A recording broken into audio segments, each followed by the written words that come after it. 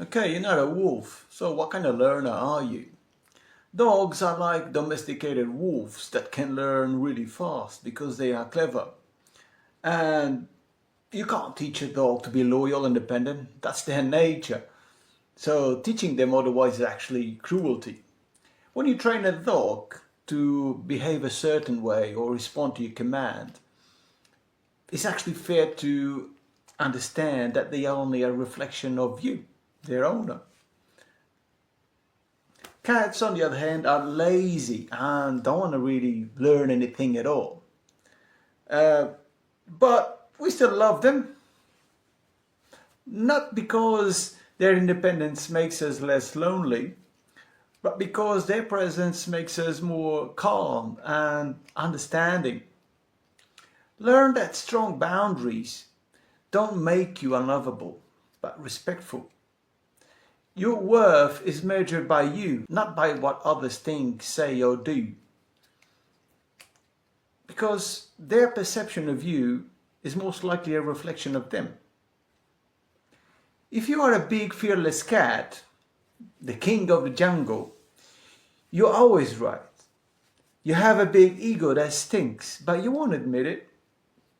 As a matter of fact, you want people close to you to get that recognition and fear.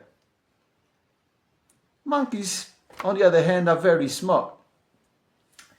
They change their nature to climb the ladder to a banana on top of the king's pedestal. But the truth is, no one can change no one without anything in return. Rumi said it best. Yesterday I was smart and wanted to change the world. Today I am wise and I'm changing myself. The outside world is only a reflection of your inner world. We don't see the world as it is.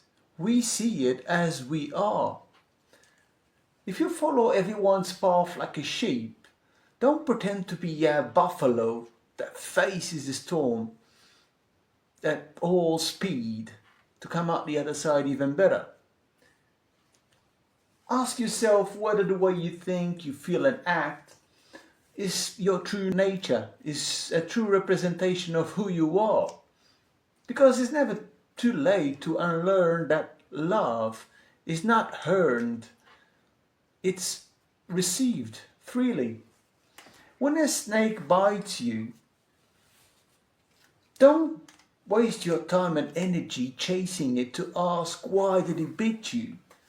Just let it go. That's its nature.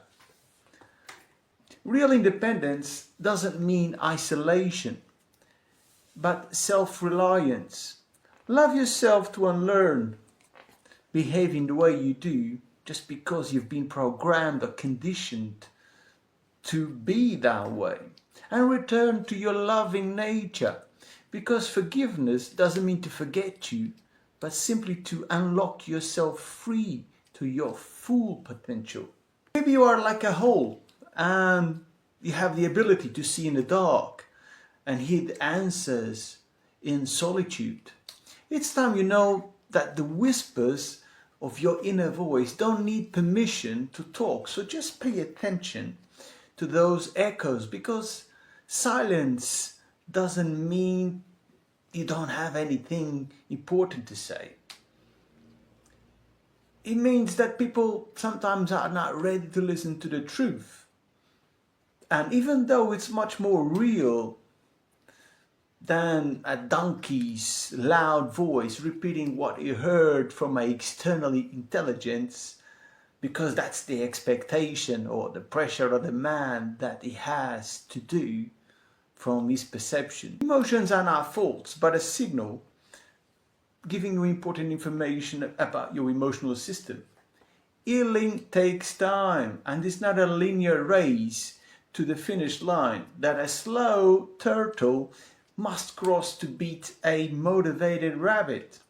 It's your life, it's your story, so don't let anyone write the destiny.